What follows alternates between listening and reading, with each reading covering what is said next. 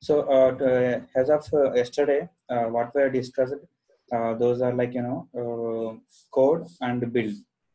So today we will see how to deploy. Yesterday some portion we discussed about deploy, but that is not the fullest part of deploy. So as I have simplified the things in DevOps, code, build, deploy. These are the main stages in DevOps. And if you understand these three stages, of course, it's a simple one, but you should understand the logic. So if you understand these three stages, and going forward, I will add one more stage like that. I will add stage by stage. So in future, once you complete the DevOps, course itself, by the time the course finishes, you will see n number of stages. Currently, we started with 3 stages, and it will be 10 or something. Those number of stages will add one by one. So let's discuss about deployment stage today. So deployment in the sense, so what does actually deployment means?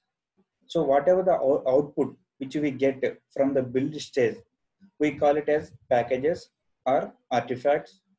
So those packages or artifacts we deploy into some of the destination servers where we wanted to host our application. So deployment means we prepare the environment, we make sure proper environment is there, and then we will copy our artifacts from build section to second level. So in the deployment section, basically two sections are there. One is preparing the environment. Once the environment is ready, then we will copy our artifacts or packages, whatever we call it is. So that is a very simple definition of deployment. Let's see what it is. So that's what I say. Deployment means environment preparation and copying the artifacts. So we have to make sure the environment is ready. In the deployment, there will be any number of environments we can specify. For example, if you develop an application, it is always not ready for a production. So we will create multiple environments before production. For example, pre-production, development environment, staging environment, pre-production environment, UAT environment, QA environment, testing environment. So in like this, we can create any number of pre-production environments so that we can deploy our application. We can validate our application in the pre-production environments, see if it is running properly, see if it is able to pass all the tests properly, see if it is able to run all the regression test, functionality test, stress test, everything. If the application is able to pass, then we will finally push our application to the production. We will follow same procedure in the all environments, but only the difference is we don't want to get any bugs, get any issues in the production. That is why we will create multiple environments prior to production. That is overall describes about deployment.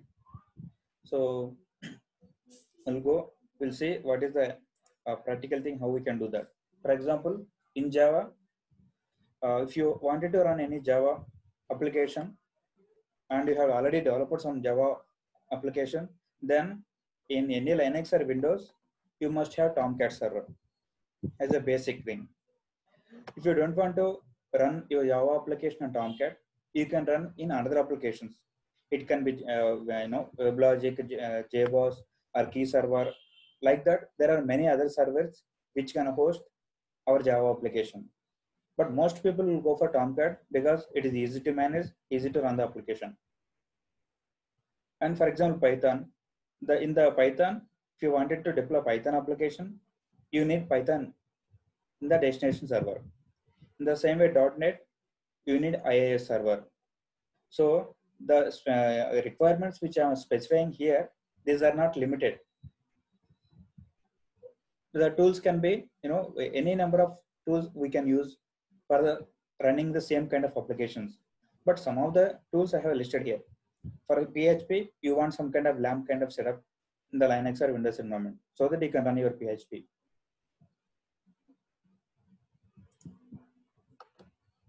So as of today, like we have developed some code and we put that into the GitHub. And yesterday we even generated WAR file from the Maven WAR repository. Today we'll see how we can upload that WAR file into the Tomcat. Yesterday we have already seen that, and I have given the procedure here and there in the slide.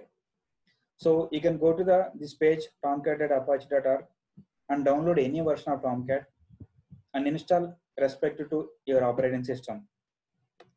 Once installed, you can follow these simple steps. Go to GitHub, clone the repository which is there in my GitHub, do the Maven package, go to the target directory. You can see WAR file is there. You can directly upload that WAR file to Tomcat. Yesterday also we discussed this thing, so I'm not repeating this thing today. And please do practice and let me know if you have any issues on this. Or you can refer yesterday's video where how we did. So in the Tomcat, once you upload, you can see ASN for example 1.0.snapshot, and once you open that, it will display the content like this. There are multiple ways of deploying the content. We have seen one of the way, and we will see further ways in the coming sessions. So some people in the interview will ask questions in a different way, like does Python need any build? No, it does not require any build. If you do simple compilation, that is enough. They might ask you what version of Tomcat you are using. You can say 5 or 6 or 7 or 8 or 9 or 10. Whatever the version you are using, you can say that. Port number they might ask you. Default Tomcat port number is 8080, and if you wanted to change, you can still change. But whatever the port number you are using, you can mention that. If you want to change, if you want to change the port number, you can change that. The server.xml is the file. There you need to change the port number and do the restart of Jenkins, because whatever changes you do, you must restart the Tomcat. Otherwise, those changes will not affect. Yeah, you have any questions on this?